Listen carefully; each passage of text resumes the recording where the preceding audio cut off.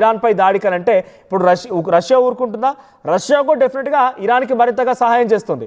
Russia తన దగ్గర ఉన్నటువంటి మిసైల్స్ని, డిఫెన్స్ సిస్టమ్ని, రష్యా తమ దగ్గర ఉన్న ఆయిల్ని అవసరమైతే ఆల్రెడీ ఆయిల్ మ్యానుఫ్యాక్చరర్స్ని, ఆయిల్ ట్యాంకర్స్ని మేము కుప్పకూల్చామని చెప్పి ఇజ్రాయెల్ చెప్తోందో ఆ ఆయిల్ రిజర్వ్స్ని మళ్ళీ అవసరమైతే రష్యా కొంత ఆయిల్లో కూడా ఇచ్చేటువంటి అవకాశం ఉంది. బికాజ్ వన్స్ శత్రువు మిత్రుడు అవుతాడన్నట్టుగా ఇప్పుడు అమెరికా ఆల్మోస్ట్ యుక్రెయిన్ సహాయం పొందడంతో ఆ రష్యాకి శత్రువు అయిపోతుంది.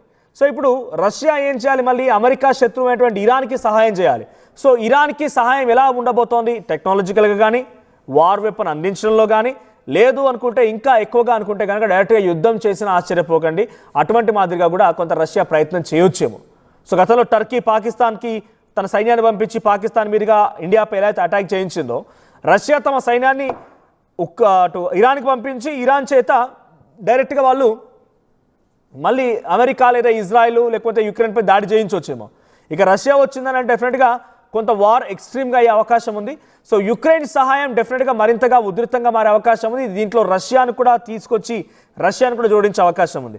సో ఇక్కడ ఆర్టీవీ ఎప్పటికప్పుడు యుద్ధానికి సంబంధించిన అప్డేట్స్ అందించే ప్రయత్నం చేస్తూ ఉంటే ఇక్కడ చాలా కామెంట్స్ వస్తున్నాయి. వెంకటేష్ అంట, తర్వాత రాజా రామ్మోహన్ రాయ్ అంట, చిన్ని అంట, తర్వాత ఇంకెవరో రావిల్లా కోటేశ్వరరావు అంట. మీరంతా ఫేక్ న్యూస్ అంటున్నారు. ఇంట్లో కూర్చొని ఫేక్ న్యూస్ అంతా మాత్రం